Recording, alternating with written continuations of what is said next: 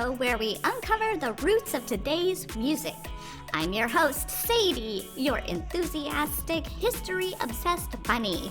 This is the cozy little tunnel where we dig into the wild, weird, wonderful stories that shaped the music blasting through your headphones right now.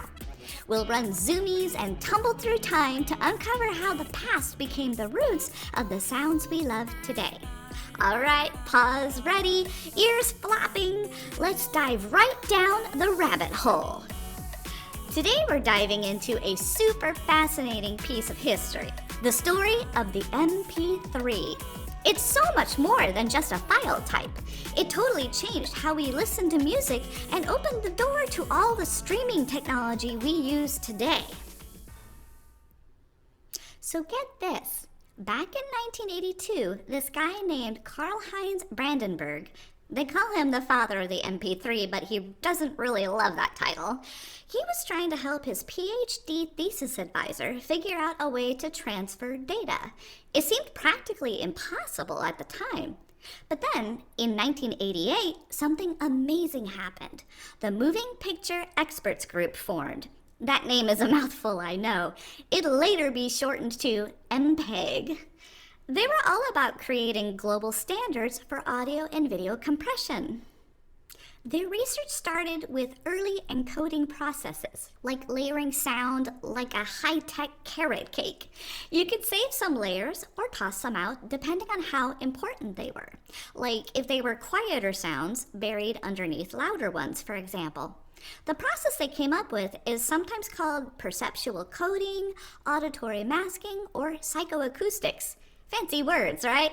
Basically, they realized that when we listen to music, our ears aren't always hearing everything at once. So they cut out those frequencies, and suddenly, files got smaller. Of course, we know now that human ears are a lot more perceptive than we originally thought, and many people can actually hear the lossiness of the MP3 format. But at the time, it was an astonishing feat and seemed like magic. The Moving Picture Experts Group poured all their resources into this audio compression codec. They wanted the best quality at the lowest possible size. They called it MPEG Audio Layer 3. It was finally working in 1992, but it didn't really take off right away. Big companies were like, ugh, too complicated. But then, around 1994, Brandenburg and his team were like, hold on, the internet is the place to be. Side note, the internet was first opened to the public in 1991. So the group gave their new format the official file extension MP3 in July 1995. The brilliant part is the Fraunhofer Institute, who patented MP3 compression, had this awesome business idea. They wanted everyday people to be able to decode those MP3 files easily and cheaply. But big corporations would pay the big bucks for licenses to encode them. It's like this. Software like Winamp, released in 1997, let users rip music from their CDs and play it as MP3s. Users got to do this for free, and Winamp paid those pricey licensing fees. Isn't that clever? It's just like how people always used to transfer their music. Remember blank cassettes? They arrived 5 years before music cassettes, which had pre-recorded music on them for distribution. People would record their vinyl collections onto cassettes to take their music with them in the car. It's the same idea. Blank CDs and MP3s let you transfer from cassette or vinyl to a compact disc or MP3 player. Digital technology just kept fueling our listening habits even into the internet age. So the MP3 was a proprietary format and still would be, except that the patents all expired during the mid-2010s. Remember, the original plan was for encoding tools to be super expensive and used only by big companies, while decoding tools were to be cheap and available to everyone. But the internet, well, the internet totally changed everything. By 1997, it was like the MP3 was a cat let out of the bag. Brandenburg's dreams of controlling the format were gone. Miguel Gallego on Reverb News sums it up perfectly. An Australian student bought encoding software from Germany with a stolen credit card from Taiwan. He then cracked the software, uploaded it to a server in Sweden, and began distributing it to US universities via an FTP site. Wild, right? That's so like the 90s internet. And then came P2P, peer-to-peer networks. Instead of a central system like the File Transfer Protocol, or FTP, computers could connect directly with each other to share files. It made sharing music so much easier. So MP3s shrunk digital music tracks, letting millions share music without buying a physical copy.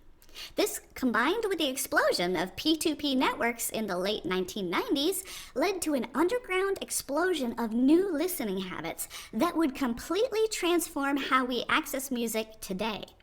Now, we can't forget the wares scene. It started way back in the 70s with bootleg software on cassettes and floppy disks. These guys were all about reverse engineering and cracking software just for the thrill of it. In 1996, one of the first music wares groups, Compressed Audio, or CDA, dropped Metallica's Until It Sleeps on Internet Relay Chat. And within weeks, tons of rival groups and pirated songs were popping up everywhere online. Rabid Neurosis, RNS for short, was a very influential wares group established in 1996. They weren't just sharing songs, they were releasing entire albums months before they were officially released. They released over 20,000 albums before being shut down in 2007.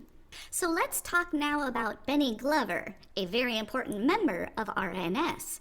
He worked manufacturing CDs at Universal Music Group, but at night he'd grab CD quality tracks from the internet. And it made him wonder if an MP3 could reproduce Tupac at 1/11th the bandwidth, and if Tupac could then be distributed free on the internet, then what the heck was the point of a compact disc? The music industry was rolling in money in 1998. They thought the good times would last forever. Selling CDs for $14 when they only cost $2 to make? They were practically selling the packaging and marketing more than the music. It was crazy. And those extra discs they printed for replacements in case of damaged copies during manufacturing, well, wares groups like RNS had the perfect access to those via their own members like Benny Glover. Then Sean Fanning launched Napster in 1999.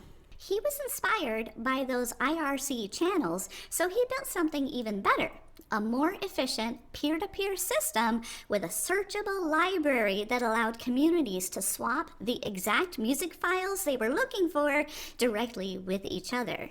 Within a year, it had 10 million users. IRC was localized damage, but now Napster launched a global onslaught. Of course, the RIAA, or Recording Industry Association of America, took notice and sued Napster, forcing it to shut down in 2001. But people didn't just go back to buying music like the old days. They embraced underground sharing and platforms like LimeWire. A judge ruled in 2003 that file-sharing networks weren't responsible for copyright infringement, so the RIAA sued individuals. A total PR disaster, let me tell you. It only encouraged more sharing and denial of service attacks. Enter Apple and the iPod, which was first launched in 2001, 6 years before they would launch the iPhone, which of course play music and much, much more. The iPod was so integrated, easy to sync music from your computer to your pocket. It streamlined the listening experience, and it worked with Windows. It was a total game changer. And then iTunes opened in 2003. Now, searching and buying music was super duper simple. Napster had introduced searching for and sharing single tracks online without needing to buy a physical CD, but then iTunes made it legal and accessible to everyone. In order to satisfy the RIAA and big record labels, Apple needed to ensure buyers couldn't share their purchases too freely, so they introduced Fair Play, letting you play purchased tracks on up to 5 devices at a time.